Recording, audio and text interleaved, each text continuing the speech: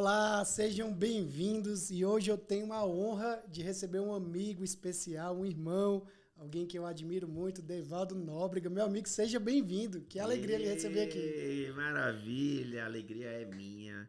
Alegria imensa de estar com você, meu amigo Diego, aqui no podcast, assim, tá compartilhando, tá trabalhando nesse tema tão maravilhoso que você escolheu para estarmos conversando. Eu estou muito feliz, muito obrigado mesmo. Uma foto bonita, hein? Esse Foto cara é bonita, hein? bonito, hein? Esse cara Esse é cara aí da bonito, é isso foto aí. é... É a boa tecnologia que ela deixa você bonito, né? Hoje nós vamos falar sobre um tema incrível, que é a oportunidade disfarçadas. Você que está nos assistindo, não esquece de curtir esse vídeo, de se inscrever no canal, de compartilhar com o máximo de amigos que você tem aí, tá? Porque o conteúdo que a gente vai trazer hoje, eu sou suspeito, na realidade eu vou entrevistar o meu amigo, mas é algo de valor e fica com a gente aí até o final. Amigo, na sua opinião, o que é oportunidades disfarçadas? Assim, qual é o conceito, qual é a concepção sobre esse tema? Vamos partir de uma premissa. Por exemplo, a palavra crise em japonês, né, ela tem dois sentidos na sua forma mais básica, que é perigo e oportunidade. Então, assim, uma oportunidade disfarçada vai depender muito de como você encara as circunstâncias que sobrevêm Sim, sobre a sua vida. Porque dependendo de como você encara isso, ela pode ser um perigo, pode ser uma oportunidade, como a palavra a crise, né? A palavra crise em japonês, na sua base, na sua forma mais singela, ela tem esse significado. Então, dependendo de como você enxerga as coisas, você vai encontrar perigo, você vai encontrar oportunidade. Então, as oportunidades disfarçadas, elas vão estar dentro desse escopo, de como você olha a vida, como você olha a situação, como você, por exemplo, vamos falar de coisa mais trivial para que as pessoas possam se conectar nesse momento.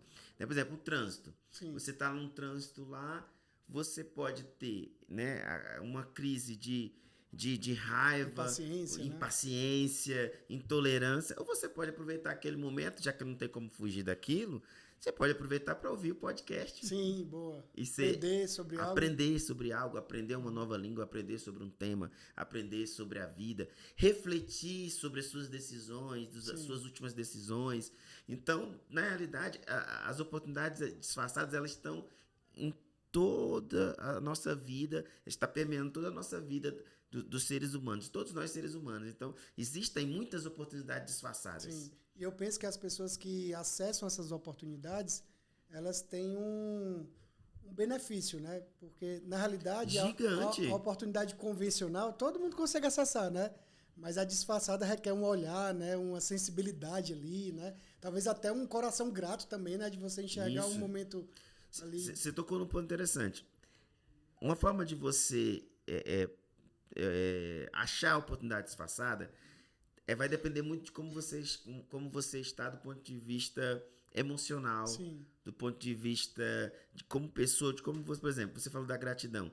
Se eu não for uma pessoa grata pela vida, pelo que eu tenho, se eu não sou uma pessoa grata pelo o ciclo de pessoas na qual eu convivo, se eu não sou grato pela minha família, se eu não sou grato pelo meu trabalho, eu não vou enxergar nenhuma oportunidade sim. Só disfarçada. crise, né? Só Só crise, problema, né? só problema, só perigo, só situações, porque eu sempre vou focar naquilo que é difícil, naquilo Uhum, que é complicado, eu vou focar naquilo que é ruim. sim. Então eu não vou enxergar as oportunidades disfarçadas, porque eu estou sempre focado no que é pior, no que é ruim. Sim. E isso é bem difícil. É verdade. Você já viveu algo parecido, assim, algo que hoje você identifica assim, poxa, naquele momento ali, isso parecia algo bem desafiador, bem difícil, ou talvez até uma crise mesmo, mas que eu olhei com outro olhar, com outra ótica, enfrentei, encarei e se tornou uma grande oportunidade ali. Com Você- certeza, amigo. Eu tenho uma história que eu conto bastante e eu faço questão de recontá-la aqui, porque eu acho que às vezes alguém já ouviu, outras pessoas não viram, então essa é mais uma oportunidade Sim, de enriquecer nosso bate-papo com essa história. Que era quando eu morava em Belo Horizonte, né? E eu e a minha esposa, Ana Nóbrega, que é uma cantora, uma mulher de Deus, pastora incrível, nós morávamos lá em Belo Horizonte e ela fazia parte do ministério Diante do Trono e eu servia ali junto, não fazia parte assim, não era integrante do Ministério Diante do Trono oficial, mas eu servia no Diante do Trono, né? Sim. Então, e eu sou baterista também, né? Também tem essa função, é uma coisa que eu exerço desde Você exerce muito bem, jovem, né? Diga-se né? de passagem. Muito obrigado, amigo. Eu gosto de amigo assim que me deixa bonito nas fotos, ele fala que eu sou importante. Eu gosto de amigo assim, eu tenho que arranjar mais Diegos na minha vida. Muito obrigado, amigo. Então, eu tenho essa função também, só que nesse ministério, que é um grupo, né, musical, você que não é do nosso meio cristão, para você ter uma ideia, é um grupo musical, né, uma banda que foi das maiores bandas cristãs do Brasil. Repercussão nacional Repercussão e até nacional internacional, com Grammys, com vendagens na época de que se vendia disco de 1.200.000 cópias de primeira tiragem, de públicos, para vocês terem uma ideia, a gravação deles em Brasília, ali no Planalto Central, naquele espaço que tem em frente, deu 2 milhões de pessoas. Uau, incrível. Então, assim, realmente era um grupo muito expressivo. E eu estava ali dentro daquele contexto, que em si já é uma situação realmente privilegiada. E meu sonho era ser baterista, né, desse grupo, porque eu não exercia essa função nesse grupo, minha função era outra lá. E aí eu, né, sonhava com isso, porque minha esposa estava ali cantando junto com o grupo, e eu estava ali servindo em outra esfera, mas meu sonho era ser baterista. Até que surgiu a oportunidade numa troca, que acontece naturalmente, as pessoas vão desenvolvendo, vão enxergando outras oportunidades na vida e vão mudando, os ciclos vão sendo transformados. E nessa, o baterista saiu, né? E aí eu fiquei, essa é a minha vez, poxa vida, é agora que eu vou ser baterista do grupo que eu sempre sonhei. E o que aconteceu? Não veio. E aquilo foi muito frustrante para mim. Na época eu fiquei muito triste, perguntava para Deus, perguntava por quê, né? Eu estava lá, eu tinha acesso a todas as esferas da empresa, da parte, né, da parte humana, que o grupo é um grupo cristão, mas precisa dessa parte organizacional. E a Ana já na banda. Tem o CNPJ, a Ana já estava lá na banda cantando. E na parte de escritório, na parte CNPJ do ministério, desse grupo, dessa banda, eu tinha acesso a todos os departamentos. Eu sempre fui uma pessoa muito amigável, de um sorriso largo, de uma socialização muito fácil. Então, eu tinha acesso a todos esses meandros dos outros departamentos. Sempre fui muito curioso, perguntava sobre isso, sobre aquilo. Mas eu queria ser baterista. Então, quando veio a oportunidade, o que eu queria muito, que não aconteceu, realmente aquilo me frustrou muito. Aquilo me deixou muito, muito triste. E eu questionava, por que não? Por que eu não? E aí, meu amigo, minha amiga, você que está aí. Tá aí. Você que está aí, ó, você que está aí. Preste atenção nas oportunidades disfarçadas. Por quê? Porque, na realidade, com o passar do tempo, eu percebi que eu estava sendo preparado para algo muito maior do que ser simplesmente o baterista daquele grupo. Que era, de fato, uma coisa muito boa, maravilhosa, sem dúvida. Só que a oportunidade que estava diante dos meus olhos era infinitamente maior. Por quê? Veja bem, ser um músico de uma banda é algo muito bom, mas ele é limitante. Sim. Existe um espaço e esse espaço ele tem teto. Sim. Talvez a curto prazo seja até uma excelente oportunidade, né? Mas a médio e longo prazo... A médio e longo prazo, ele era algo limitado. Sim. Porque você seria o baterista e ponto. Sim. Outro momento que aconteceu na banda no futuro foi que essa banda também houve uma segunda reformulação. Sim. E essa pessoa que assumiu nessa minha oportunidade, na qual eu não assumi, saiu. Nossa. Ou seja, né, eu estava naquela crise, mas de repente, quando passou esse momento de emocionalmente fragilidade, de fraqueza, eu vou chamar até assim, porque eu estava com meus olhos em algo que era limitante, vamos colocar assim, eu percebi que na verdade eu estava sendo treinado para ser diretor de um ministério que hoje eu sirvo, que é o ministério da minha esposa, que é Ana Nóbrega. E ainda toca bateria, né? E ainda hoje eu toco bateria. Né? Uau. Mas por vejam opção, bem, né? Não é por opção. limitação, né? Não é por limitação, perdão. Que incrível. É por opção, porque a gente tem, pelo menos assim, até agora, mas eu Sim. sei também, meu amigo Diego, que isso também é só essa questão de eu tocar no ministério da obra da minha esposa, é só uma questão de tempo, porque eu Sim. sei aonde Deus quer me Sim, colocar. sim. E você está sendo treinado E eu para tô um momento ainda mais grandioso, de né? um momento Comparado. mais grandioso. Então, assim, aquela oportunidade Comparado. disfarçada que eu não Sim. estava enxergando, é que eu tinha acesso, por exemplo, hoje eu sei lidar com contratos de prefeitura. Perfeito. Hoje eu sei contratos de show, contratos de som, eu sei lidar com conferências. Com o próprio administrativo ali em Eu si, lido com né? administrativo, eu lido com tantas situações que eu aprendi por não ser o baterista daquele grupo que eu aprendi lá com eles, por estar ali dentro do escritório, servindo em outra área, mas tendo essa penetração nas outras áreas do que se eu fosse só baterista. Sim. Porque a função do baterista o que é? Ele vem, toca e vai embora. Uhum. Eu estava no dia a dia do ministério ali. Sabe? Eu tinha contato com todo mundo. Então, o que eu aprendi, meu amigo... Universidade prática, né, amigo? Universidade prática. Não tenho essa universidade teórica no mundo. Sim. Sabe? Que te ensine a você como lidar com uma agenda, como lidar com os pastores, como lidar com os prefeitos, como lidar com um grupo musical. Com sucesso também, com né? sucesso. Essas coisas não tem faculdade teórica hoje. Verdade. Eu vou fazer a faculdade XY. Não tem. Então, assim, o meu aprendizado, a oportunidade que estava ali disfarçada de fracasso era gigante. E talvez você que nos escuta, nos vê pelo vídeo ou nos escuta pelo podcast, você pode estar passando por esse momento, você está achando que está fracassado, mas de repente, se você tirar os olhos de si mesmo e da situação na qual você se encontra, pode estar diante de você, diante dos seus olhos, uma oportunidade gigante. Sim. Que a sua tristeza, a sua dor, a sua... Gente, eu tô um pouco rouco, mas tá fluindo, tá fluindo. Tô do mesmo jeito também, viu, amigo?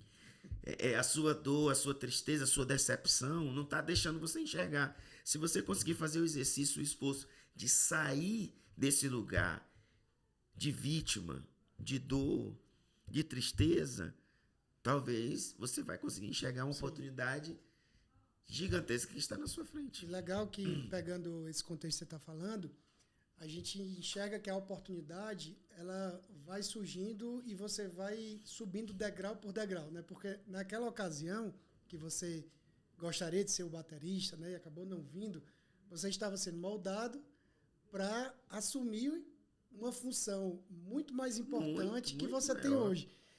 Sendo que hoje você já está em outra oportunidade, né? É como se a oportunidade ela fosse escalada, né? Fosse escalada, então, isso. Hoje você já está exercendo o que você recebeu lá atrás e enxergou como oportunidade e já desenvolvendo uma nova oportunidade para viver algo muito maior no futuro, né? Isso é muito forte. E quando que caiu a ficha, né? Justamente quando eu tirei os olhos da decepção e passei a enxergar, eu disse, espera aí,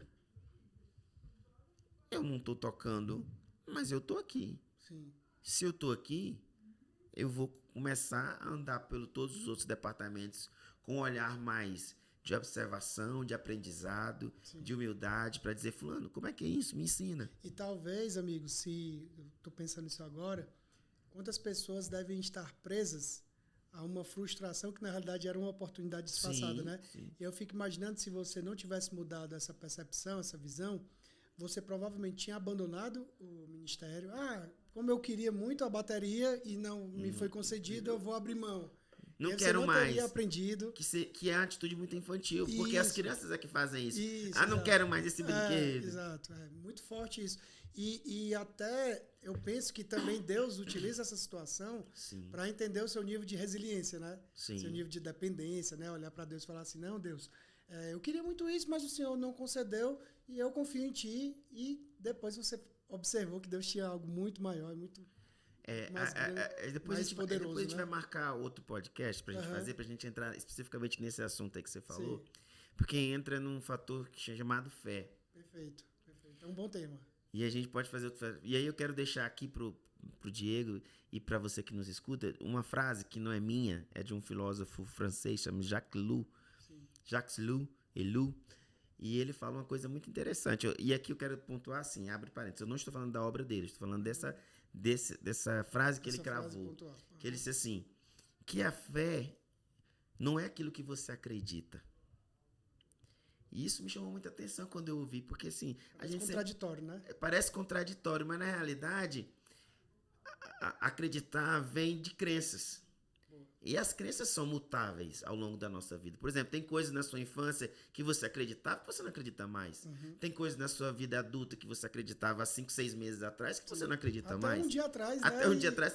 Então, ter... aquilo que é de crença é diferente de fé. Fé é algo mais elevado, é algo mais profundo, é algo mais transformador, essência, né? É algo mais... E aí, só pra gente fechar e a gente voltar no tema, a fé é mais daquilo que te transforma, que você permite que te transforma. Crenças a gente tem que ter, a gente tem que acreditar sim, não tem nenhum problema, mas a fé está acima disso. Perfeito. A fé traz transformação, né? A fé traz transformação. As crenças mudam, sim, conforme as circunstâncias. Incrível. Mas outro dia a gente vem nessa. Essa é forte. Eu já estou anotando aqui. Essa é forte. Mas vamos lá. Amigo, e você mudou de geografia, né? Eu vivi isso há pouco tempo também e eu sempre, quando alguém me pergunta assim, quais foram um dos maiores desafios da sua vida, eu falei, olha, mudar de geografia, né? Não mudar de apartamento, mudar de emprego, mas mudar de geografia. Sair de um lugar, principalmente uma geografia onde você nasceu ali, né? É como uma árvore que ela é arrancada, né? As suas raízes, e ela vai para um outro lugar, para um outro solo, vai ser plantada lá de novo e ela vai dar frutos, né? Esse foi o maior desafio da sua vida, assim, a primeira geografia, porque eu sei que você já teve outras mudanças também, né? A gente tem algumas experiências. Mas conta um pouco isso e está atrelado a uma oportunidade disfarçada também? Sim, por quê? Veja bem, eu e minha esposa, nós somos naturais de Fortaleza, Ceará. Eu também. Né? Como nosso amigo Diego Priscila. E aí, o que acontece? Quando nós decidimos mudar de geografia e nos mudamos de Fortaleza para Belo Horizonte, a gente não conhecia ninguém. E aí, quando você chega num lugar, quando você não conhece ninguém, você não tem nenhum vínculo, os desafios são muito gigantes. Sim. Então, no primeiro ano, a tendência é você desistir, porque, de fato, é uma resistência, é um desafio, é uma nova cultura, são novas pessoas, são novas jeito de ser. Sim. Né? Então, quando você não permanece acreditando de fato, né, que aqui dele é uma oportunidade disfarçada, por que é disfarçada? Porque eu poderia ter desistido dos primeiros desafios, dos primeiros nãos, dos primeiros contratempos, nas primeiras decepções. Mas quando você consegue enxergar, não, aqui tem alguma coisa, aqui tem uma oportunidade. Então a gente permaneceu a despeito de todas as dificuldades financeiras, de relacionamento e tantas outras coisas que nos ocorreram, mas pelo fato de nós termos enxergado essa oportunidade, nós chegamos onde estamos hoje. Então, essa mudança geográfica também pode proporcionar isso a você. Sim.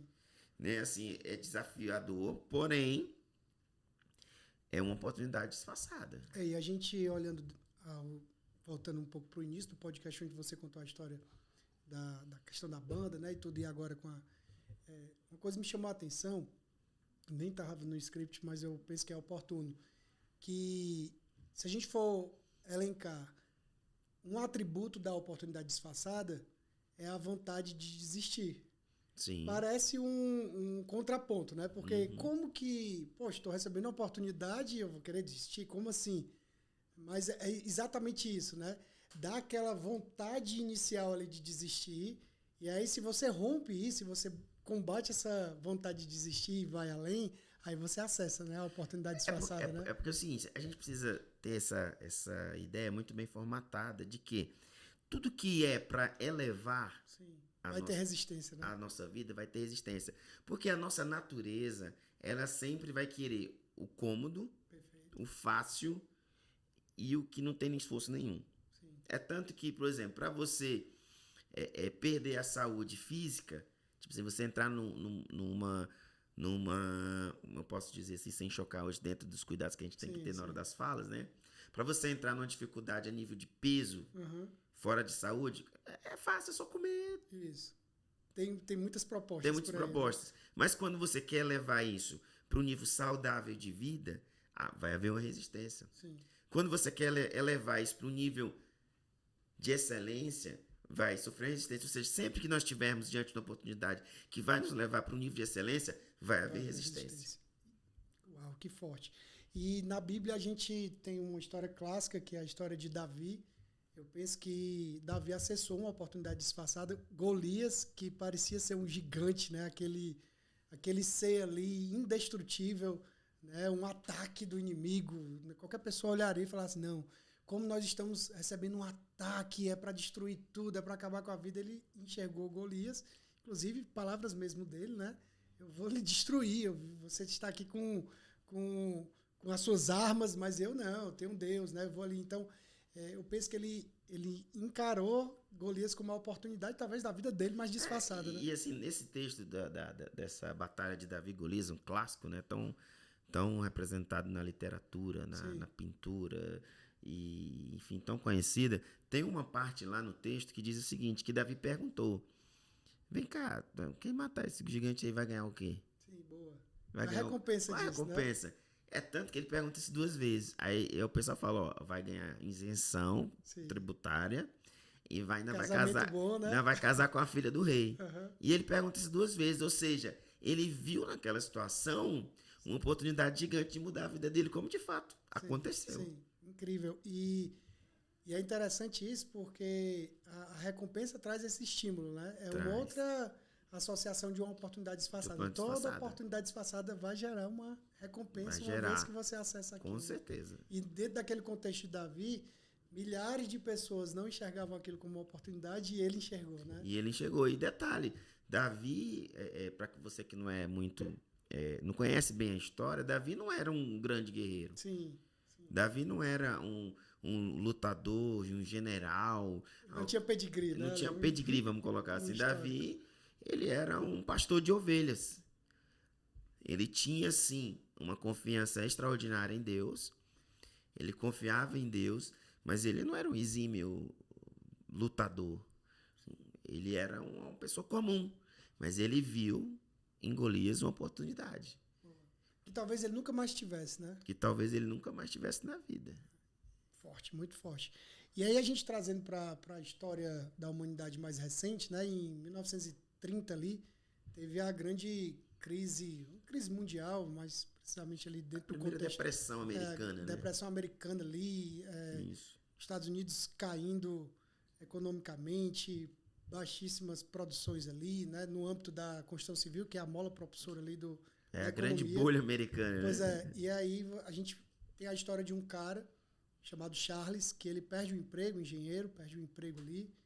Teoricamente, ele não conseguiria se recolocar no mercado porque o país não estava produzindo, não estava construindo, né? Ele é engenheiro. E aí ele se vê dentro de um grande problema em casa, ele não tinha esse hábito de ficar em casa, sempre estava trabalhando e tudo. Passa a conhecer mais os filhos, porque ele teve que ficar em casa, teve que ficar cuidando dos filhos, né? Sendo que os filhos eram muito agitados, então eles passavam o dia correndo ali, né? A gente sabe como era, casa bagunçada, tudo. E aí ele se vê diante daquela situação e fala assim, meu Deus, o que é que eu vou fazer para distrair esses meninos? Na época não tinha celular nem televisão, porque hoje você liga ali o celular, o menino fica ali distraído e a gente consegue um pouco. E aí ele decide criar um jogo de tabuleiro ali, para deixar os meninos ali envolvidos com aquele jogo. A priori, o jogo muito demorado de terminar, então para ele foi um bálsamo. Maravilha, né? Que as crianças ficaram ocupadas. Mas quando ele convida os vizinhos e os vizinhos percebem que o jogo é interessante, se envolvem ali no jogo, os vizinhos falam, cara, tu precisa vender esse jogo foi uma ideia brilhante, né? Diante de uma demissão ali, de uma depressão, ele lá. E aí ele decide produzir o jogo, construir o jogo ali, com o apoio dos vizinhos, e vai vender para um grande grupo ali, uma grande rede de lojas de brinquedo. E quando ele vai tentar efetuar essa venda, faz toda uma apresentação, aí os proprietários lá da empresa falam, não, esse jogo não vai vingar, porque ele é um jogo muito cansativo. Todo jogo precisa ter um fim rápido, as pessoas não vão ter paciência, né? E aí ele volta triste, mais um baque, né? Poxa, mais um não na tantos vida. amigos me disseram que ia ser bom esse jogo. Eu fui para a principal empresa, então eles têm know-how. Com certeza eles validariam se o jogo fosse bom. Ele volta cabisbaixo, aí a força dos amigos verdadeiros, né? Os amigos chegam ali, se reúnem com ele e falam assim, olha, a gente vai bancar uma pequena produção de jogo. E aí ele faz uma pequena produção ali, não sei se centenas, não me recordo bem, e ele vai vender para os vizinhos. Em pouquíssimo tempo, todos os jogos foram vendidos. E aí ele produz mais, todos os jogos foram vendidos. Aí olha que incrível. Pouco tempo depois, aqueles mesmos proprietários daquela empresa que tinham recusado, negado, né? convidam ele de novo, já com outro discurso. Já com outra a gente coisa. percebeu. Então isso acontece muito, né? Muito. Quando você entende que um fracasso, entre aspas, na realidade é uma oportunidade disfarçada e você avança, você desenvolve, até quem proporcionou o seu fracasso, entre aspas, vai ter que se render. Vai ter que se render. Diante de uma situação de olhar assim e falar assim, uau, alguma vez, amigo, isso já aconteceu na sua vida, ou você tem alguma história assim para compartilhar que você viu ali de algo que não necessariamente teve um retorno, né? A lei do retorno. Não necessariamente, pode até ser que você tenha alguma história, mas que você viu ali isso acontecer, né? Caramba, parecia que era o fim, mas na realidade era só o começo. Teve algum momento assim? Será que o Rio de Janeiro foi isso para vocês? Olha,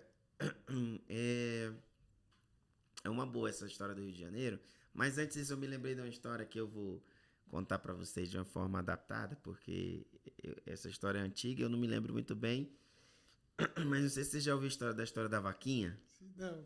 A história da vaquinha, diz que o cara chegou num sítiozinho desse bem simples, bateu palma e queria, tava pedindo um pouco de água, né? E aí ele chegou lá e viu lá a família, muito simples, na casa muito simples, né? Até um pouco se deteriorando, né? Por falta de cuidado, uns crianças meio mal cuidadas, faltando um banhozinho e tal. E ele achou aquilo ali muito, muito absurdo, né? Sim. E aí começou a conversar com a família, e a família começou a contar suas lamúrias, suas lamentações, começou a contar daquilo que não tinha. E aí eles falaram, olha, a única coisa que a gente tem aqui é uma vaquinha que a gente se alimenta dela, ela dá o leitinho, a gente toma o leitinho, a gente faz o queijo e a gente vive. E aí ele achou aquilo dele, assim, incrível, porque quando ele olhou para o terreno do sítio, era um terreno considerável. Sim. Moral da história, passou a noite, ele foi convidado para estar ali com a família, para jantar, e quando foi de noite, ele pegou e jogou a vaquinha no desfiladeiro.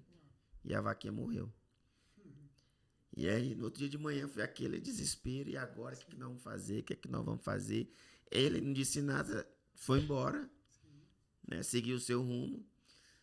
E aí, muito tempo depois, ele volta naquela situação ali, naquele sítio lá, e encontra uma fazenda.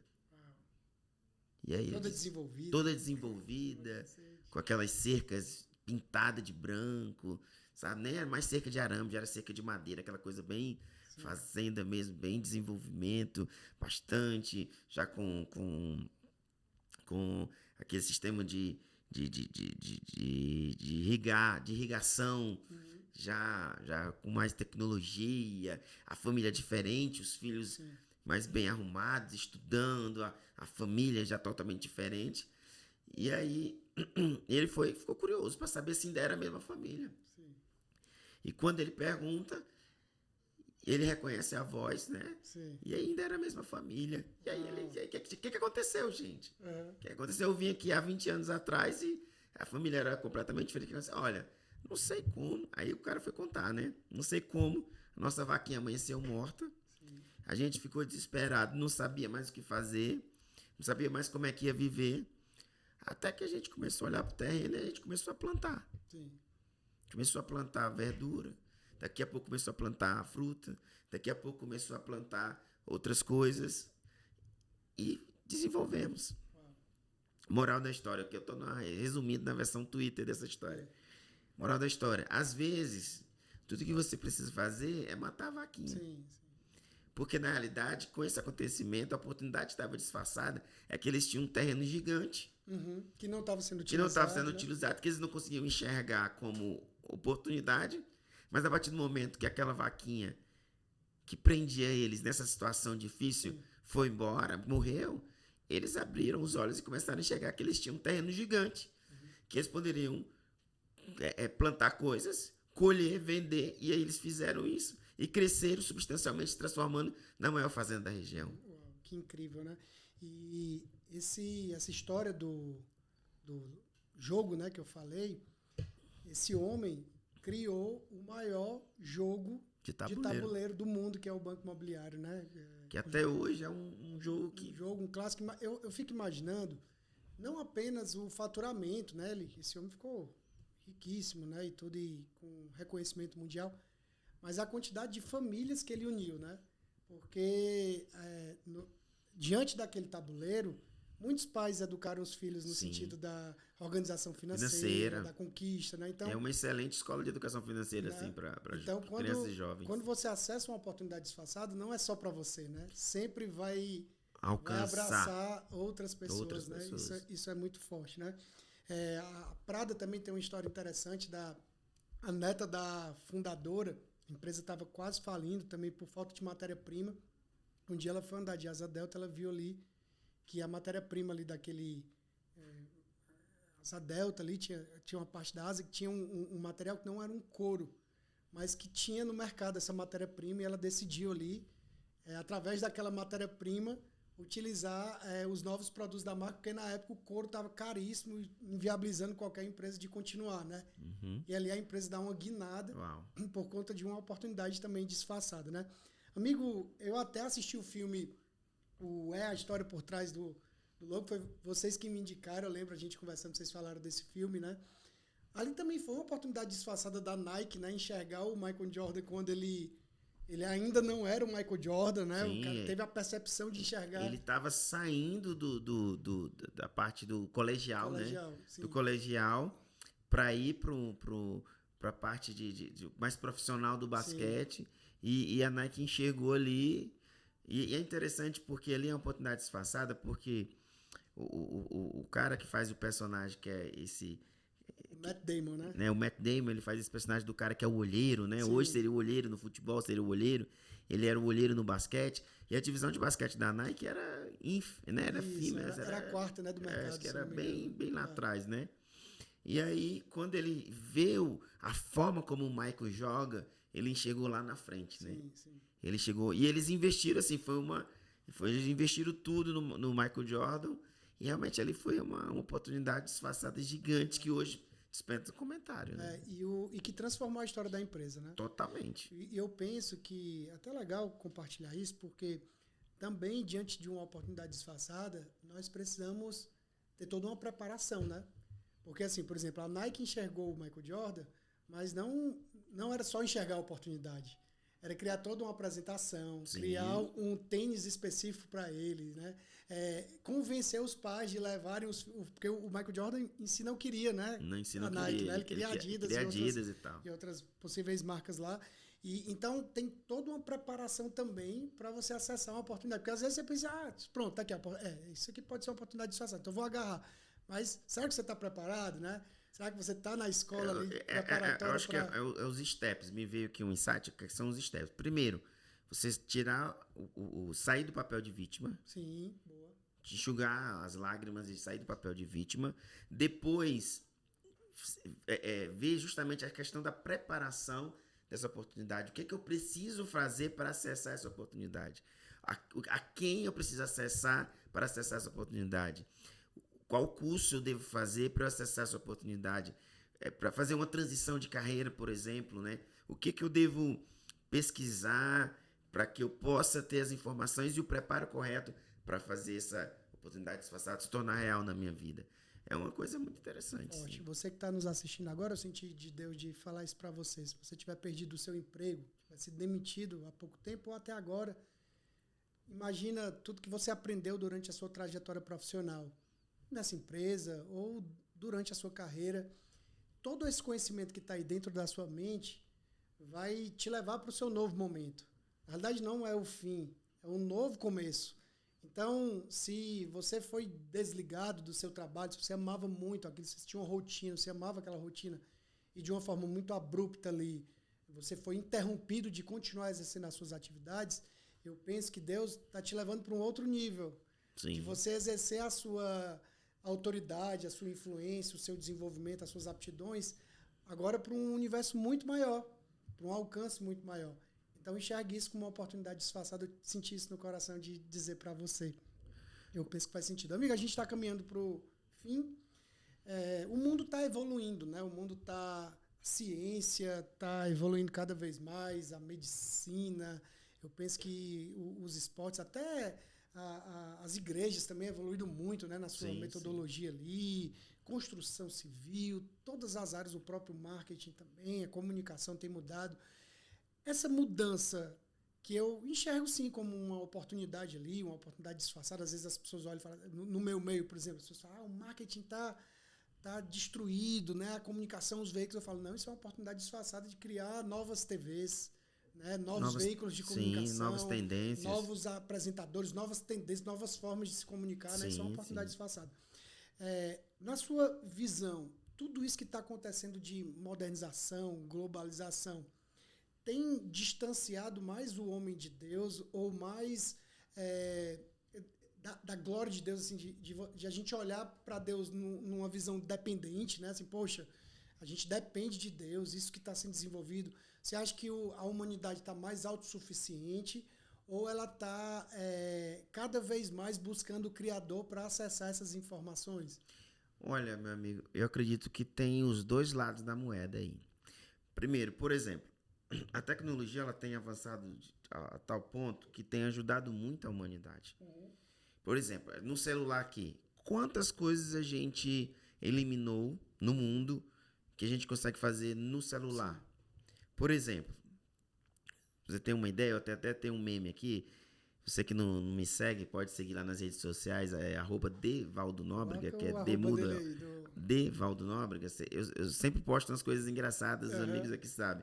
Mas eu postei um esses dias, por exemplo, que tem, no celular a gente tem máquina fotográfica, a gente tem rádio, a gente tem calendário, a gente tem calculadora, a gente tem carta, que são os e-mails, a gente tem despertador, livros, a gente tem livros, a gente tem telefone, a gente tem música. Olha a quantidade de coisa que a gente eliminou, que a gente consegue fazer numa só coisa, que é no celular. Então a tecnologia tem esse lado muito positivo. Por exemplo, para a natureza, quantidade de papel que a gente deixou de... Sabe? Espaços que economizamos. Espaços que economizamos. Então, a tecnologia tem esse lado. Se você olhar pelo lado apenas da deificação do homem, da tecnologia, você vai se afastar de Deus. Você vai dizer, não precisa de Deus, não. Agora, se você olhar do ponto de vista da gratidão, de que Deus capacita homens para desenvolverem coisas novas, tecnologias novas, você vai agradecer a Deus. Por exemplo, nós estamos entrando agora numa era que, agora mesmo no Brasil, lá no Mato Grosso, eu estava lá com a pastora Anne e o pastor Sidney. A tecnologia que está chegando lá no Mato Grosso do Sul e no Mato Grosso vai conseguir triplicar em poucos anos a safra de grãos no Brasil. Você tem ideia do que é isso? E num momento altamente oportuno, né? Momento altamente oportuno. Uma iminência de uma crise global. No sentido da alimentação. Da alimentação, você vai poder triplicar. Foi encontrada no solo freático do Brasil uma quantidade de água gigantesca que poderia matar a sede do mundo. Que incrível.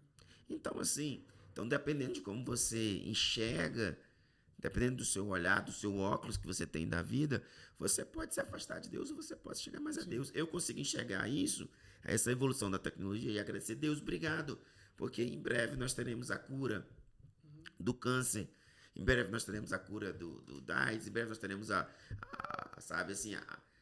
recriação de alguns órgãos danificados, um cego voltar a enxergar. Isso não vai me deixar de crer em Deus. Mas, por outro lado, vão ter aqueles que vão dizer, olha, eu não preciso de Deus, eu tenho a ciência. Eu penso que é uma linha muito tênue. Muito. Mas as pessoas que conseguem acessar essa inteligência, que, ao meu ver, é sobrenatural, né? O homem não conseguiria sozinho construir algo extraordinário, né? Como várias tecnologias. Com certeza, isso veio de Deus. Com certeza aí absoluta. A gente pensa assim, mas conseguiria, assim... Não, se conseguisse, se todos os homens pudessem conseguir isso, então todos os homens seriam grandes inventores. Então a gente teria um mundo ali repleto de invenções, a gente não conseguiria nem usufruir das invenções, porque tantas coisas novas Mas não, alguns vão lá e acessam uma inteligência sobrenatural, espiritual, ali, a inteligência do Criador de tudo ali, e desenvolve algo que transforma o mundo, né? Isso é muito incrível. Amigo, eu tenho uma última pergunta aqui pra gente concluir. Que podcast maravilhoso, né? A gente tem que transmitir ao vivo aí, porque aí vai no próximo vai ser ao vivo. Como identificar uma oportunidade de uma furada? Assim, qual a dica que você daria para quem está nos ouvindo ou assistindo, né? Como uma pessoa consegue identificar ali, né? Separar, pô, isso aqui é furado, isso aqui é oportunidade, né? Olha, uma dica que eu posso dar para você, por exemplo, nos negócios, né? Vamos compartimentar. Nos negócios, cuidado com a ganância, porque a ganância, ela pode te levar para uma furada. Sim. Por exemplo, nós tivemos agora vários problemas com aplicações em criptomoedas que foram totalmente oportunidades disfarçadas, mas que foi, por causa da ganância, muita gente perdeu muito dinheiro. Então, assim, aquilo que você poderia achar que foi uma oportunidade de ganhar dinheiro, muita gente perdeu dinheiro. E por pura ganância, porque não existe investimento de 10% com retorno. Mensal. Quando a proposta é muito além, né? Então, assim, a ganância levou muita gente para isso. Então, assim, muita gente teve que aprender na base do prejuízo, e muita gente perdeu muito dinheiro. Então, quando você vê uma oportunidade, por exemplo, de a compra de algo que está fora do mercado, fora do preço normal de mercado, uma oportunidade que está muito, sabe assim, está muito fora do padrão, olhe para dentro de si e veja se você não está se baseando pela ganância. Para que você, de fato, possa discernir o que é oportunidade disfarçada, o que é furada. Sim, e às vezes até uma oportunidade disfarçada pode se tornar uma furada porque a pessoa não conseguiu administrar aquilo. Né? Não administrar aquilo. Também já temos outra dica aí, ó, já temos outra dica. Né? Nos relacionamentos, por exemplo, né? Vamos falar de relacionamento aqui rapidamente. Você tem que observar, porque a pessoa na qual você vai se relacionar, seja ela em qualquer esfera, ela vai deixar ali rastros do seu caráter. E você precisa estar atento para dizer, olha, com essa pessoa eu vou ter apenas um contato amistoso. Vou pisar no freio, né? Com aquela pessoa eu vou ter uma aliança. Com essa pessoa eu vou ter contrato. Porque contratos acabam. Alianças permanecem. Verdade. E é interessante isso que você tocou, porque geralmente quando você tem uma decepção lá na frente com alguém, se você for parar para analisar, essa pessoa já tinha deixado sinais. Né? Já tinha deixado sinais e aí... E você precisa enxergar isso e tomar posição, porque senão você vai entrar numa furada. Forte. Eu conversei com meu amigo Devaldo Nóbrega, alguém incrível. Você viu que podcast rico, né, de conteúdo. Se você nos assistiu, compartilhe com o máximo de pessoas, curta esse vídeo, comente aí, ative as suas notificações, porque toda semana a gente está publicando conteúdos como esse. Foi uma honra lhe receber. Devaldo, obrigado por ter vindo. Meu amigo, e eu que agradeço. Eu estou feliz em poder estar aqui com você, em poder falar, em poder colocar para fora tanta coisa que Deus tem colocado no meu coração e poder derramar, né, sobre a vida de todos aqueles que vão nos assistir, que vão nos ouvir. Eu que estou muito feliz, apesar de estar rouco, perdão, gente, mas o frio de São Paulo me deixou assim. Mas eu estou muito feliz. Muito obrigado, meu amigo, por essa oportunidade. Que incrível.